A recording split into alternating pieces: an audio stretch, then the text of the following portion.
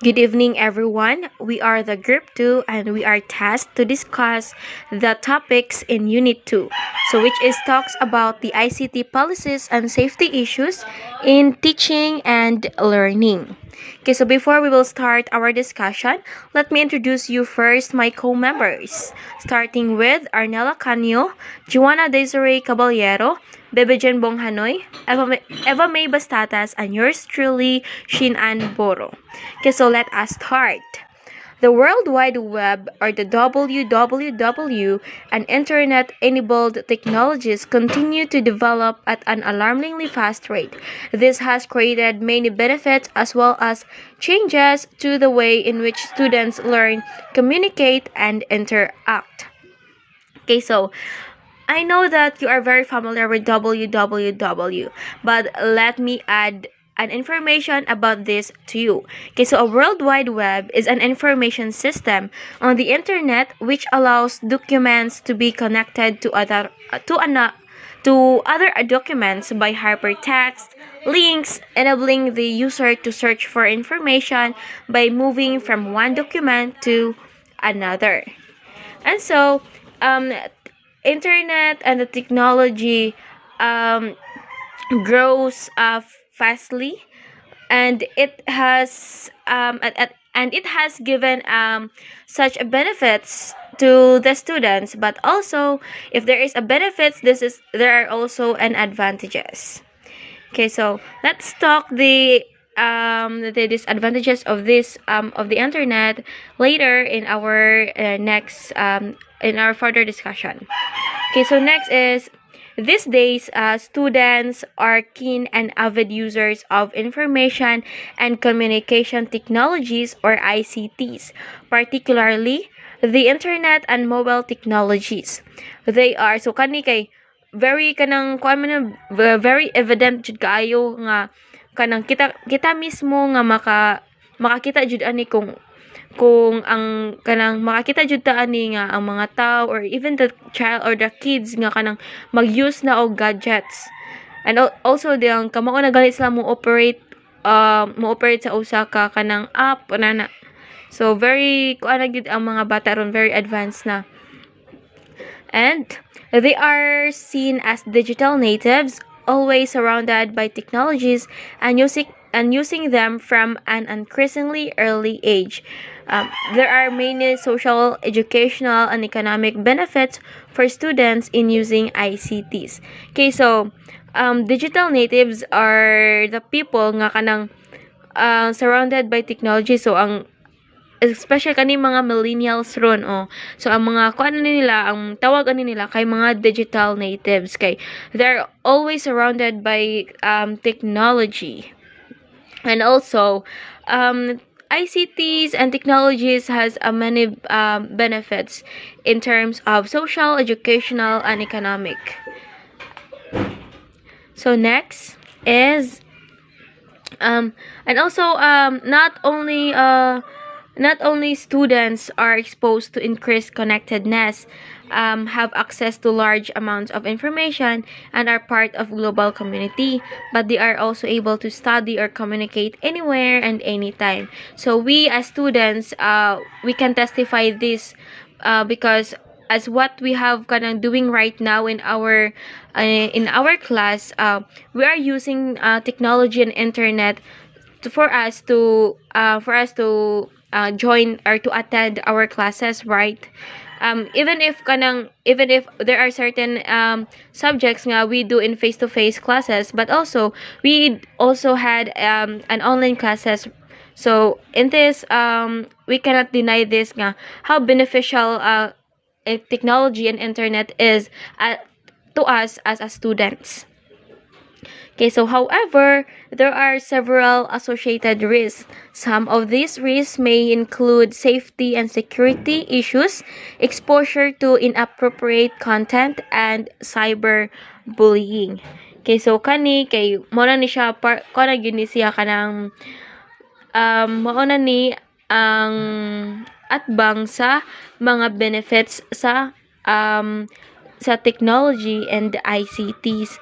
So kay naa jud ang mga risk. So di man jud ni siya di man gyud ni siya malikayan gyud kay as what they kanang kuan nga og naay positive og naay advantage na adjure disadvantages, but if there is a disadvantages, at least kay bawta nga unsaon pag lesson sa impact sa kanya nga disadvantages, if dili na to malikayan ang mga disadvantages, di ba? Okay, so there are examples of for example, students may place themselves in risky situations by first giving out personal information about themselves to people they do not know. Okay, so kani atong kanoni kanang especially to those students or individuals nga kanang bag-o pa sa kanang bago pa sa technology world, di ba? Nga ni maihasbi unay mo chat na kanang kadi man ka na sa my full name na so ikuan dayon nga anay ko ting na so kanang siya without thinking gani nga giving kanang personal informations will lead them to risk. So next is posting unsuitable information online. So kanisad, so dahan ka makita ani even our friends in Facebook, di ba? Okay, so next is agreeing to meet people they have met online without speaking with a parent or carer first. So labi na kaning mga kabataan or kaning mga kabataan nga kanang naglihim-lihim sa mga parents dayon meet up dayon sa mga meet up dayon sa mga ka-chat without kanang knowing them personally kung dayto kanang criminal dayto diba kay may nahitabo ani nga katong nakipag-meet up sa iyahang ka-chat dayon ang nahitabo noon kay na abot noon sa krimen nga gilugos siya dayon pagaman og lugos kay nang gipatay. So dapat jud ang user sa kaning technology or kaning sa online kanang apps kay dapat kay bagyod sila unsa ka risky ang kanina ang kaning aspect. So next is using provocative pseudonyms. So kaning mga kaning naggamit og mga dami accounts dayon gamit sila mga accounts nga ang gigamit nga names sa ilang mga accounts kay dili ilaha dayon ilang gi-use sa pagpangilad sa mga kanang laing tao. So next is sharing passwords so galing wala kay trust issue pero maong mga yagi sa imong password mohatag dayon ka so dili na siya maayo. Dapat kay baw ka og kinsa ang imuhang saligan, but pero mas importante kung if kanang password na hisgutan dapat wala jud ay makaibaw dapat ikaw ra kay privacy naman nimo, and also kanang manggod para sa karong nang hitabo dili ni siya related po sa password pero sa privacy nga gani kay sharing passwords kay mura ra po imong gipa-enter sa imong personal life o sa imong privacy, which is kanang wa ka kahibaw nga ang imong mga personal informations di ay kay malik gani or kanang i-share sa lain sa kanay imong gisaligan. Next is posting public profiles about themselves. So kanisad delikado, online world is very risky, especially when posting your personal information. That is why you have to be so kanang imo jung dapat yun mo hunahunaan kung ang kaning personal information nimo dapat ba nimong i-share sa public or dili. So next is browsing or searching unsafe websites. So kaning mga unsafe websites kay ang uban mo aning mga website kay galing magnara kay ituplokon kay makuha dayon imong mga informations So dapat na kanang be careful on what kanang browse on what kanang websites nga imong i-browse or kanang i-search. So next is responding to unpleasant or suggestive messages or messages from people they do not know. So kani and never kanang ayog patol sa kanang tao or sa kanang wala jud kakahibaw gani na especially when naka-feel na kaog na ay something na siya kanang intention nga nga something bad nga so dapat dili na naangay nimo entertainon. Next is accessing inappropriate or illegal material. So let us kanang practice or let us kanang avoid accessing inappropriate or illegal materials. Okay, so other risks include internet security such as computer viruses, trojans and worms, identity and data theft, online scams and phishing. Students may be avid users of technology, but they are not always aware of the security risks and can be overconfident in their ability to avoid them. Okay, so kaning phishing. So, ang kaning phishing is a form of fraud or kanang pampailad in which an attacker masquerades as a reputable entity or person in email or other forms of communication. Attackers will only commonly use phishing emails to distribute malicious links or attachments that can perform a variety of functions. Okay, so next is cyberbullying. So cyberbullying is an increasing and is a growing concern in countries around the world. Studies have shown that young people are increasingly using short messages services or SMS, instant messaging or IM, chat rooms, mobile phone cameras, email, and websites to bully their peers. The increased use of mobile and internet-enabled technologies has also led to personal safety risks. So kaning cyberbullying, so kanang very ni siya ka issue good sa around the world kay kita mismo kanang makakita tag mga kanang news sa internet or sa televisions nga kanang naay nag-commit og suicide tungod kay gi-cyberbully na. So next is the ICT and e-safety policy. So e-safety policy is a part of the school development plan and relates to other policies including those for ICT, bullying, and for child protection. So ang kaning e-safety, it was described by DFE as a school's ability to safeguard, protect, and educate pupils and staff in the acceptable use of technology and communications, including social media, as well as having established mechanisms in place to identify, intervene in, and escalate any incident where appropriate. So, a safety in a simple word, it means being safe on the internet. Okay, so next is married Annalie as curriculum manager and designated a senior lead Haley Pink for safeguarding will be responsible for e-safety in the school. Okay, so kani mga designated senior lead they are kanang the online safety lead does not need to have vast technical knowledge as it has a safeguarding and not technical role.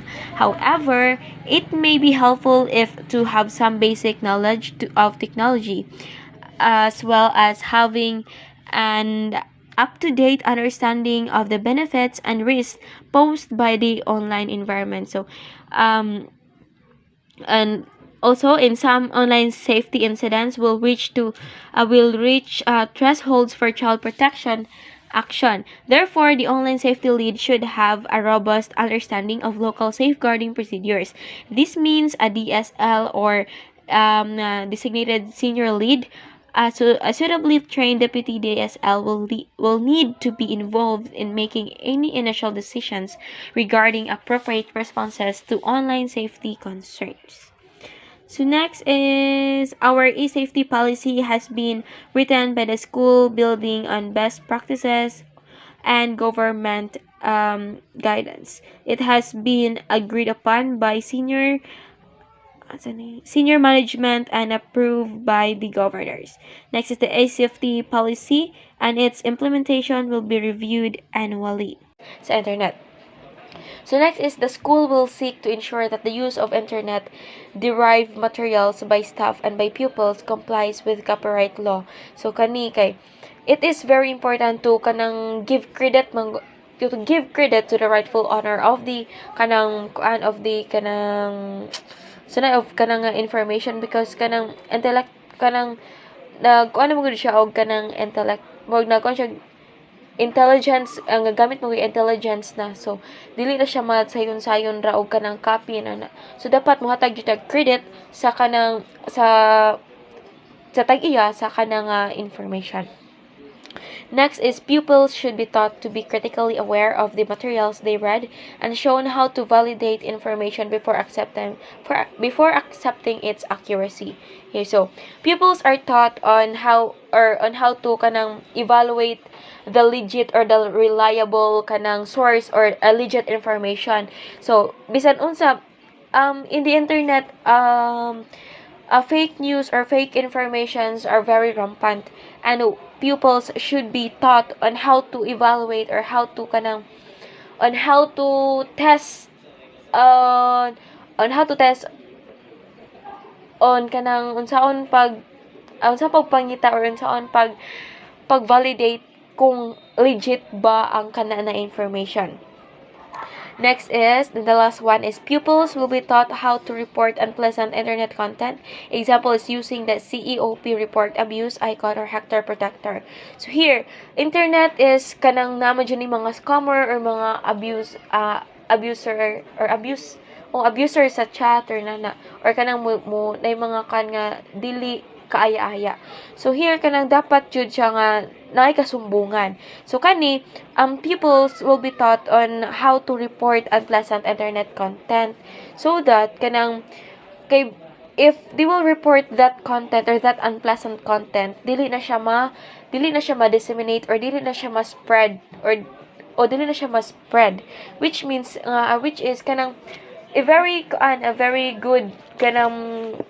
good move for a pupil or for an individual to report this kind of kanang content. It is because you save them from an inappropriate or unpleasant kanang content, which may lead them to be kanang which may affect them a negative vibe or a negative kanang effect.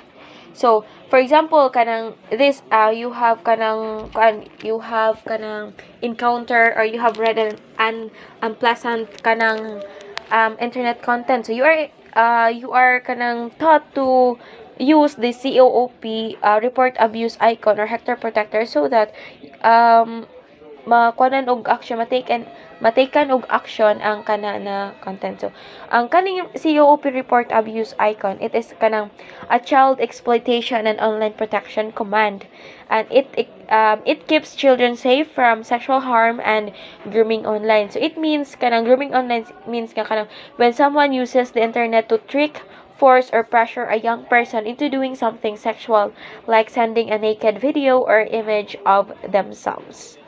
So that would be all. Thank you, and this has been Shin Anboro, and let us proceed to the next reporter. The next one is managing internet access. So in managing internet access, there is information system security. So school ICT system will be reviewed regularly, virus protection will be updated regularly, and security strategies will be discussed with the local authority. So in school, we have manjud ka ng computer lab, and each computer should be reviewed regularly by the ICT security, which means they protect information system from unauthorized access. Then in order for our kanang computer kanang di ma-virusan, it should be updated regularly. And also, to avoid such problems to our computers, these people nga kanang reviewed sa ato ang mga computer kanang kanang magsabot na sila sa ilang pamaagi kanang unsa ilang pamaagi gani example kanang mag-ilis ba sila og password. The next one is the email. So, pupils and staff may only use approved email accounts on the school system. So, example, kaning ato ang example kani atong City account no. Tagsa-tagsa nato na adjoy kanang tagsa-tagsa nato nga mga estudyante sa CTU naa ani nga CTU account, and even our teacher nasad sila aning CTU account. And this account kanang was approved by the school.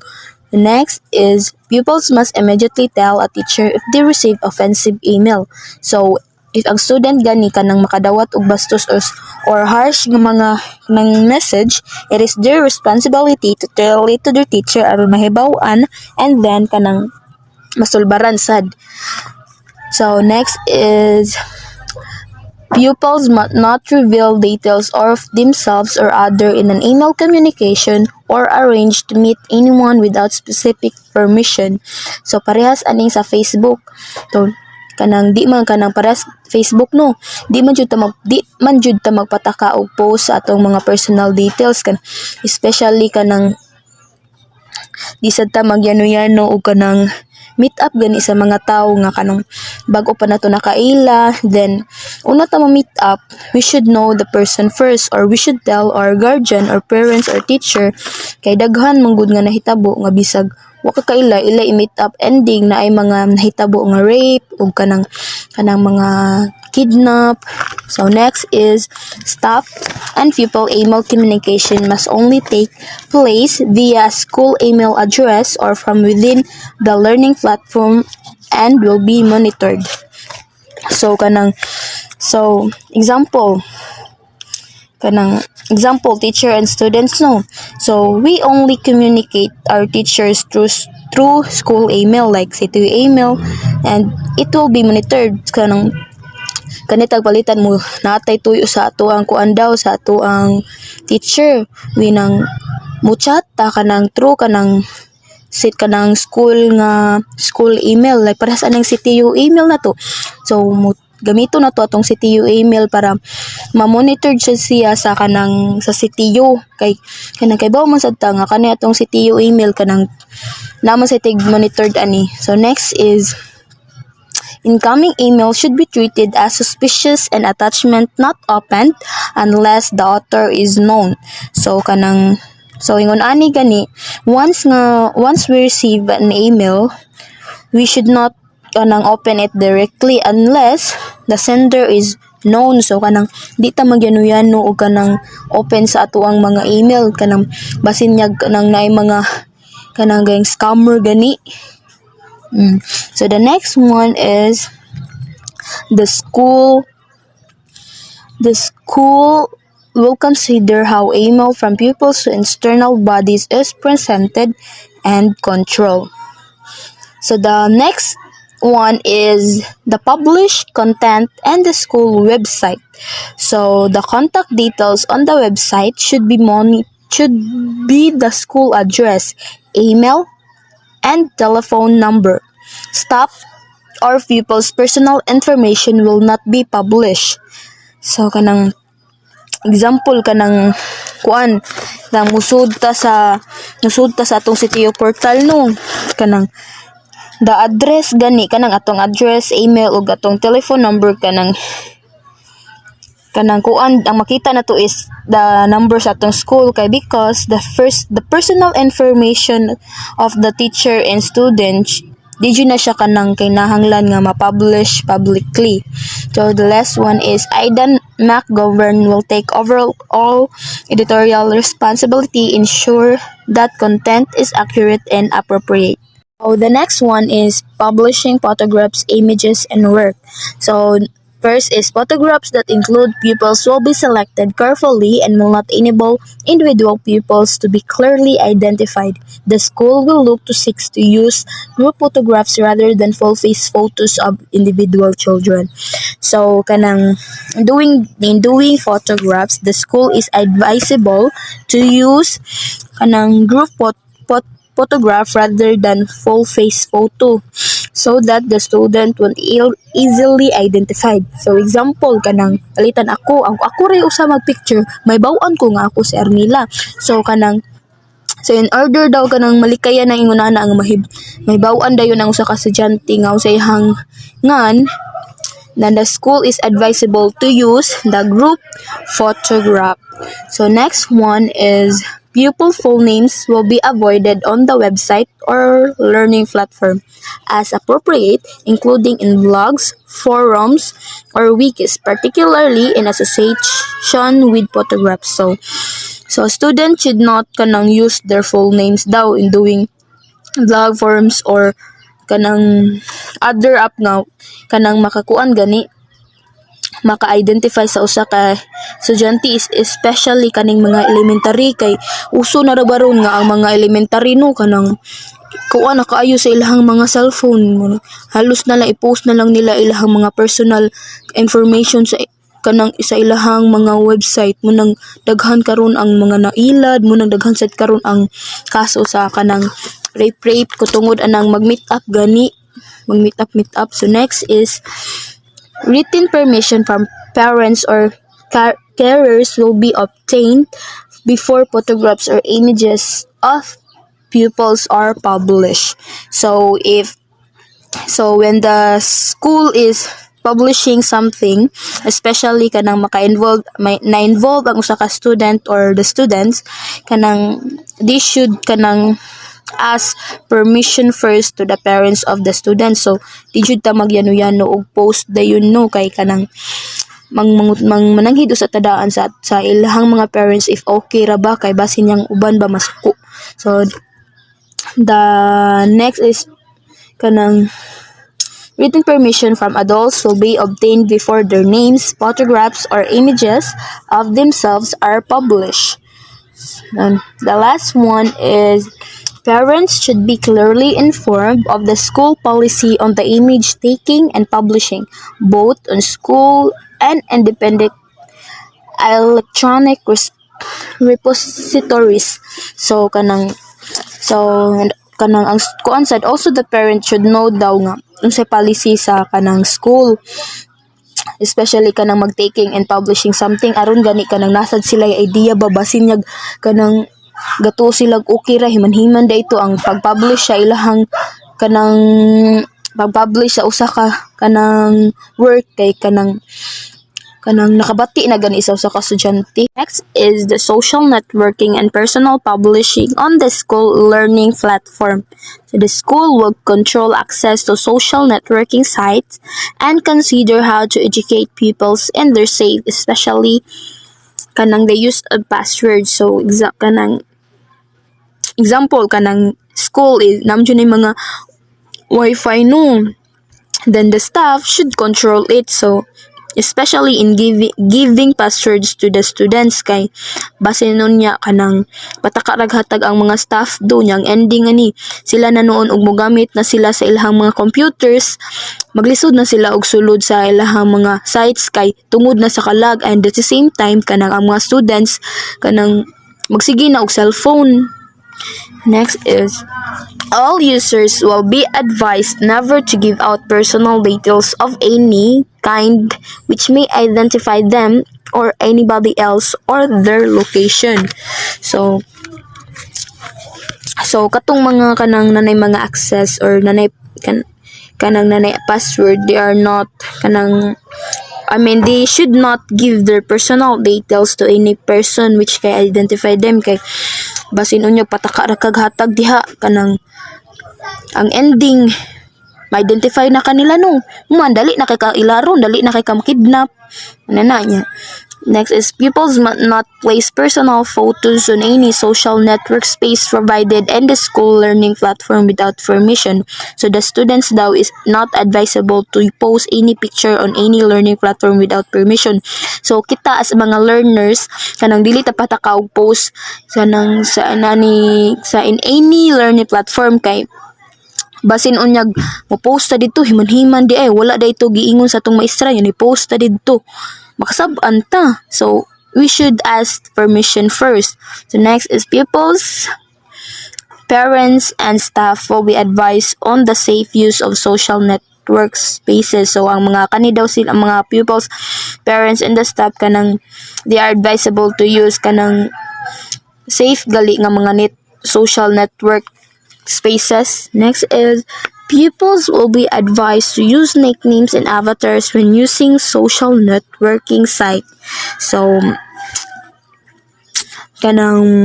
instead nga atong full name atong gamiton, we are advisable to use the nicknames kay aron aron dili dayon ta mailhan or di dayon ta hibawaan, and at the same time di ta mo use og kanang mga photos na to atong original photos, so mo use ta og mga avatars haron sad kanang ang mga mangingilad di haron sad ang mangingilad mailad sad. Next is managing filtering. So the school will work in partnership with Norfolk Children's Services to ensure systems to protect pupils are reviewed and improved.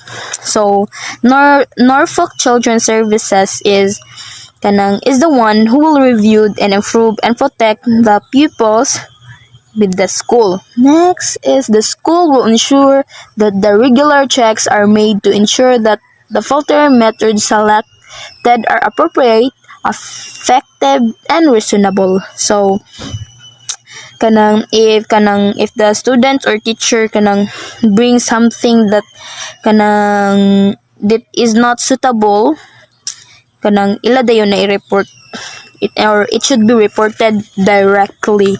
Next to managing filtering is the managing video conferencing.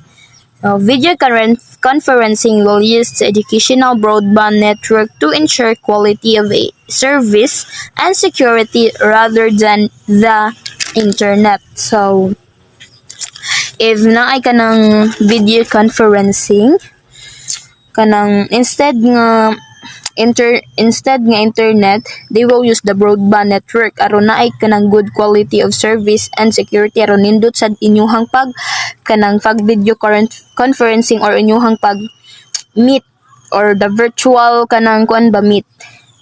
Next is pupils should ask permission from the supervising teacher before making or answering a video conference call.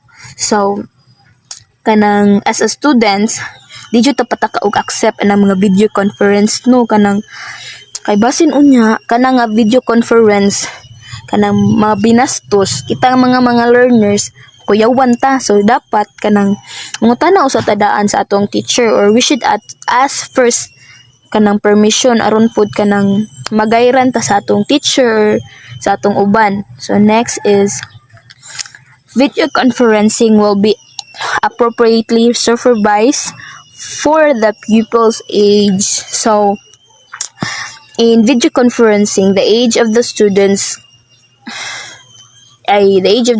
is kuan jud na ilaha na i-matter. So basin alangan man lang sa kuan pa grade 3 pa mag video conferencing na. So dapat in doing video conferencing na jud na siya age nga kuan gani age nga age sa mga but dapat na sila age nga sundon. So the next in managing conferencing is the managing emerging technologies.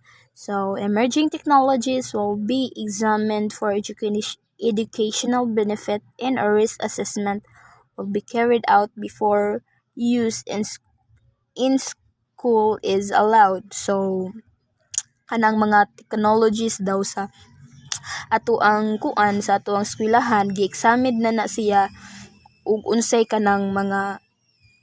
iyahang educational nga benefit and unsay iyahang risk aron daw mahibaw-an ba unsay iyahang gamit sa ato ang school. Una siya masulod sa atong eskwelahan or una siya magamit. So the next of managing emerging technologies is the other devices. So mobile phones and associated cameras will not be used during lessons or formal school time except as a part of educational activity. So mobile phone is, and we all know that phones are strictly not allowed in school. Magamit rin nato siya if kanang kinahanglanon na jud or naay mga emergency na kay bawo mo jud ta nga naa gani ubang teacher gani nga ilahang pangkwaon ang mga cellphone sa ihang mga estudyante. Iyahan na pong kolektahon. Human uli ra na niya ug ting pamuhi na kay aron gani ya mga estudyante ma-focus sa ilahang kanang discussion. Next is school iPads will be used as tools for learning. The children will agree to using the equipment appropriately during lessons and not when unsupervised. So school iPads.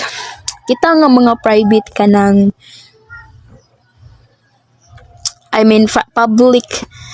public nga mga schools kanang I don't know sa uban og naa ba sila iPad, pero sa kuang na kuan wala pa man tay school iPads no, kana atuan na computer naman. So kanang in other kanang kuan daw kaning school iPads kanang instead nga mobile phone, they will use the kanang iPad for tools for learning.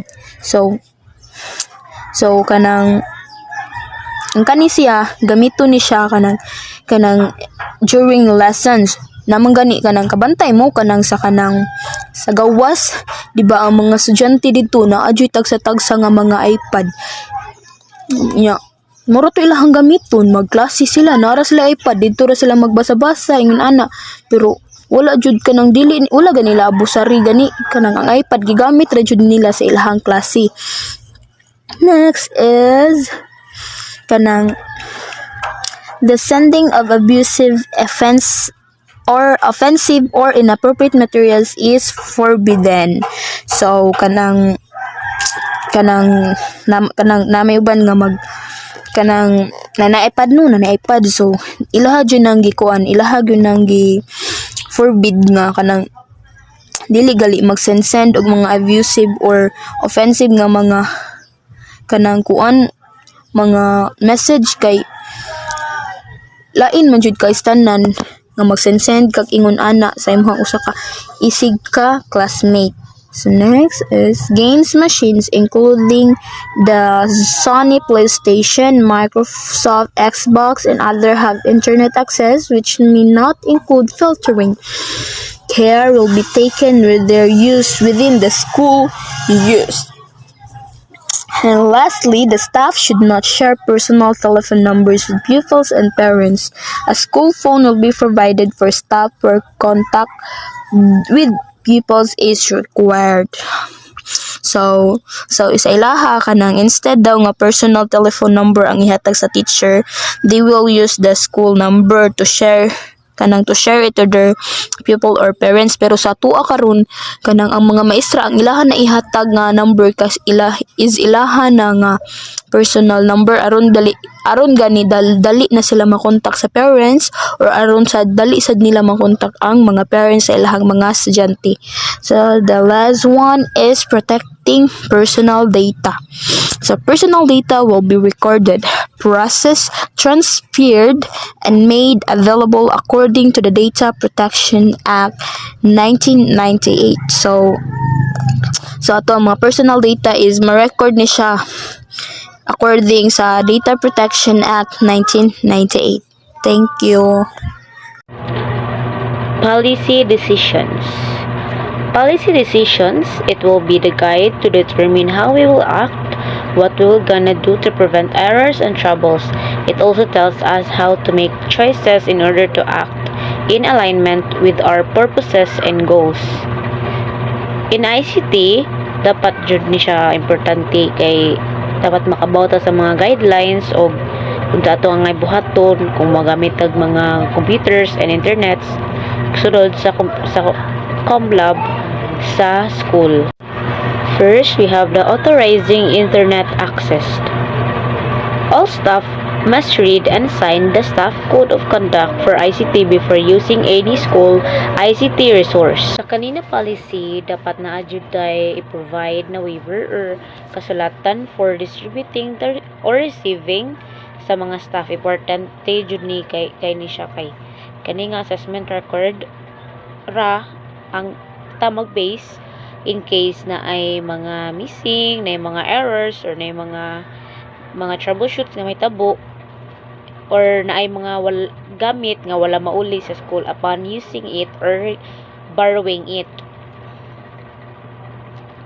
Next, the school will maintain a current record of all staff and pupils who are granted access to the school ICT system.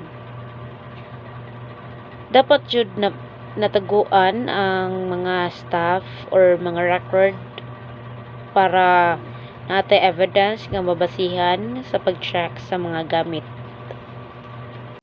Parents will be asked to sign and return a consent form. Dapat need sad o jud o consent sa atong parents for some important matters. Next, pupils must agree to comply with the responsible internet use statement before being granted internet access. Basta man jud kay basta na ata sa computer lab na jud mga maginahi or mapabadlong. So dapat og bawal jud na. Next, any person not directly employed by the school will be asked to sign an acceptable use of school ICT resource form before being allowed to access the internet on the school site. Yes, applicable jud ni siya dili ra sa estudyante but sa uban sad na aman gani ubang schools siguro maski staff pag gani nila need jud na mo sign, di ba?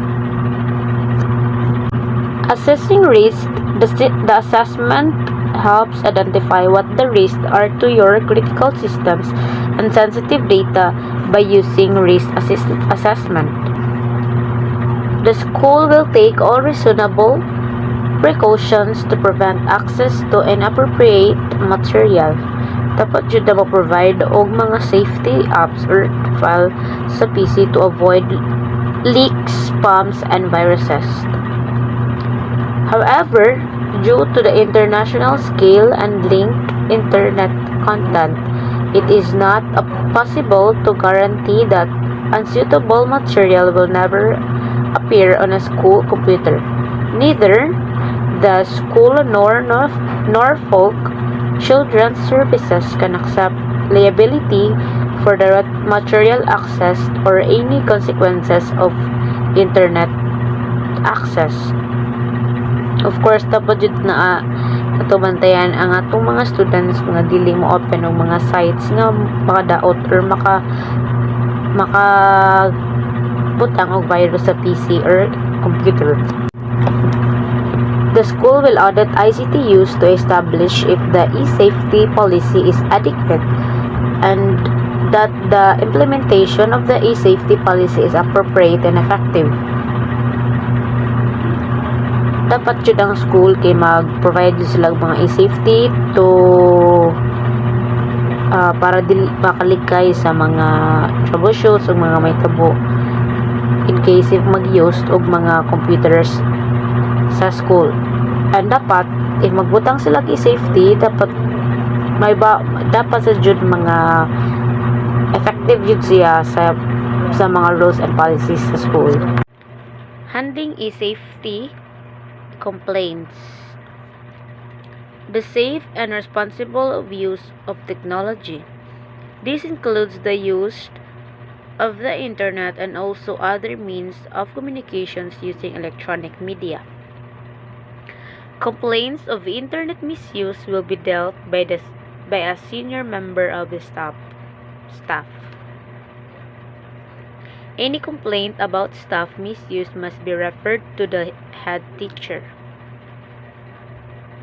Complaints of a child protection nature must be referred to the senior designated professional for safeguarding and dealt with by school child protection procedures. Parents and pupils will be informed of the complaints procedure. Pupils and parents will be informed of the consequences of the pupils misusing the internet. In this, there is handling and if say safety complaints dapat jud if na ay mga complaints sa internet like kanang errors or hinebang internet dapat jud siya maagi sa mga senior staff member dili ka mabut-buot as a student dapat ato jud ni siya sa mga mas nakabaw or assign ana nga trabaho. Next, dapat sa mga ubang complaints dapat sa moagi sa mga head teachers para makabaw pud sila sa mga errors if in case nga sa mga gamiton sa nato.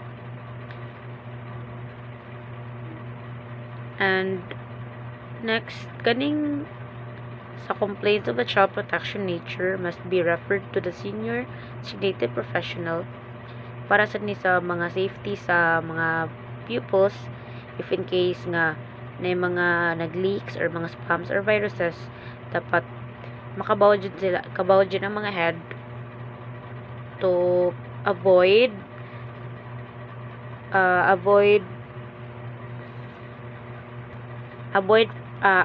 problems. And next kaning sa pupils and parents dapat sa jud sila makabaw sa complaints procedure para mas dili sila mapataka og misuse sa mga PC or internet para dili sad sila makasa. And lastly, pupils and parents will be informed of dapat mas kabaw sad sila sa mga consequences if mapataka sila gamit sa mga internet or sa PC nga gipahuwam kanila. Community use of the internet. Community use of the internet, it opened doorways to a wealth of information, knowledge, and educational resources, increasing opportunities for learning and beyond the classroom. All use of the school internet connection by the community and other organizations shall be by the school e-safety policy. Communications policy. Introducing the e-safety policy to pupils. So first, appropriate elements of the e-safety policy will be shared with pupils. Ang angay ng mga elemento sa e-safety policy paambit sa mga estudyante, ipahibaw. Next kay e-safety rules will be posted in all network rooms. So dapat jud nga ang mga e-safety rules i-post sa tamang network room para aware or mahibaw sila sa mga rules. Next kay pupils will be informed that network and internet use will be monitored. Ipahibalo sa mga estudyante nga ang paggamit sa network o internet mabantayan kay dapat bantayan jud ang mga estudyante unsaon nila paggamit ang mga internet or ang network. So, next kay curriculum opportunities to gain awareness of e-safety issues and how best to deal with them will be provided for pupils. Staff and the e-safety policy. First, all staff will be given the school e-safety policy and its importance explained. Next, staff should be aware that internet traffic can be monitored and traced to the individual user. Discretion and professional conduct is essential. Next kay staff who manage filtering system or monitor ICT use will be supervised by senior management and have clear procedures for reporting issues. So, ang mga nag-manage sa filtering systems or ga-monitor sa paggamit sa ICT dapat pahibaw sa mga senior ga-manage nga adunay klaro nga mga pamaagi sa pag-report sa mga issue or issues. Enlisting parent support. Parents and careers attention will be drawn to the school's e-safety policy in letters, the school brochure, and on the school website. Parents and careers will from time to time be provided with additional information on e-safety. Next, the school will ask all new parents to sign the parent or pupil agreement when they register their child with the school. ICT also have the broad objectives of the national ICT policy include 5 focus areas, namely, first, ICT infrastructure. It promotes the provision of accessible, universal, affordable, reliable, modern, and high-quality levels of ICT facilities and services. Next, the legal and regulatory framework provide for the creation of an enabling legal and the regulatory environment ensures the growth and development of the information and communications technology ICT sector. The third one is the human resource development. It promotes the use of ICT to enhance education and skills development and build a growing ICT savvy nation. Next, industry. It uses the ICT to create an enabling and conducive environment for the promotion of investment and development of a vibrant and sustainable economy. Lastly, the government. The government, as a user, purchaser, and regulator, must support the use of ICT for the innovative, effective, and efficient delivery of information and services to the citizen and within the public sector. What is ICT? ICT in the 20th century is seen as essential resource to support learning and teaching, as well as playing an important role in the everyday lives of pupils and adults. The school has a duty to make use of these technologies in order to provide pupils with the skills they will need to access lifelong learning and employment. So, ang ICT is isa siya kapamaagi nga nakatabang sa mga estudyante o sa mga maestra. So, information and communication technology covers a wide range of resources used both inside and outside of the classroom. These include websites, learning platforms, email and instant messaging, chat rooms and social networking, blogs and wikis, podcasting, video broadcasting, music downloading, gaming, mobile smartphones with text, video, and or web functionality. Other mobile devices with web functional, managing internet access. The school will ensure that security systems are reviewed regularly, taking account of any issue raised by the local authority. So, ang school kuno kay nag-ensure sila og mga security systems nga kanang kuan regularly. Next, the school will ensure that virus protection is on all curriculum machines and updated as necessary.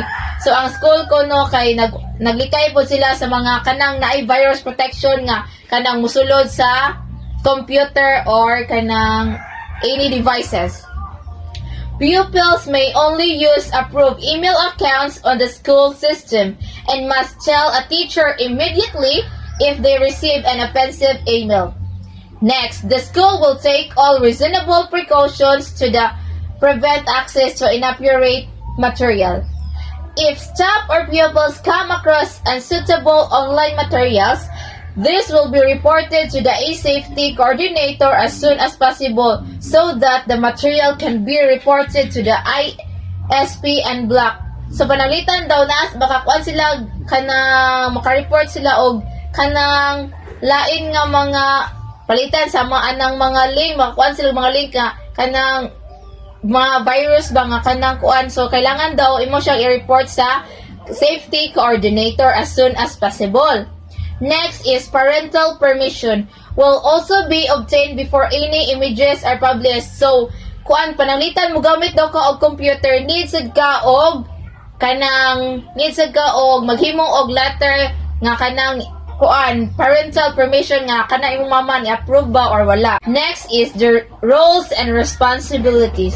As e-safety is an important aspect of strategic leadership within the school, the head and the governors have ultimate responsibility to ensure that the policy and practices are embedded and monitored. It is the role of the e-safety coordinator to be aware of current issues and to ensure that ICT use is audited to ensure that the e-safety policy is appropriate and effectively implemented. So, ang kaning e-safety coordinator kay dapat sa day aware sila sa mga current issues and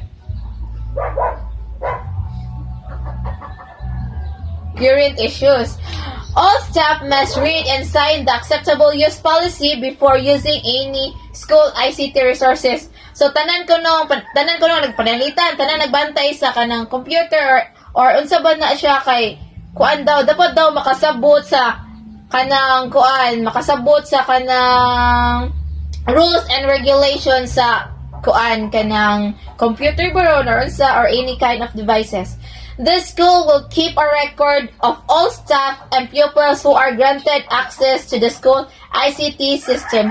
So, kanang pananglitan sa daw kung magamit mo computer kay ang eskwelahan sa daw kay nasad sila i-record nimo kung kanang nigamit ka or wala ana nga internet or computer. Complaints of internet misuse will be reported and dealt with by the head teacher or senior member of the staff. Any complaint about staff misuse must be referred to the head teacher. So pananglitan daw kanang nagamit ka nga kanang dili about sa ICT pabitan nag-search ka dira og YouTube or unsa baron kanang dapat sa daw i-report na siya sa head teacher nga mo'y nagdaan na. E-safety rules will be posted in all rooms where computers are used and discussed with pupils regularly. So, ang kaning e-safety rules daw naka-post daw ni sa lain nga mga classrooms where is computers are used and discussed. So, gidiscuss ni siya sa mga pupils para makasabot sila kung unsa jud. Pupils will sign an acceptable use policy and will reminded that their use of their network and internet will be closely monitored. So kanang nasa day sila kanang gipirmahan nga kanang nga nagamit sila ana nga computer, use of network and internet will be closely monitored. So gi-monitor sa din na siya sa kanang nagdala sa kanang pananglitan sa computer. Some pupils may require additional teaching including reminders, prompts, and further explanation to reinforce their existing knowledge and understanding of e-safety issues. Staff will be given the e-safety policy and its important explained. So, ang staff sa daw ani kay kanang dapat daw i-explain nila og tarong o kanang i-explain nila og tarong sa kanang mga nigamit or sa mga students. Parents should also be made aware of the school e-safety policy through newsletters and on the school website. So, ang ginikanan sa daw dapat sila aware sa mga e-safety policy nga kanang through newsletters on the school or website.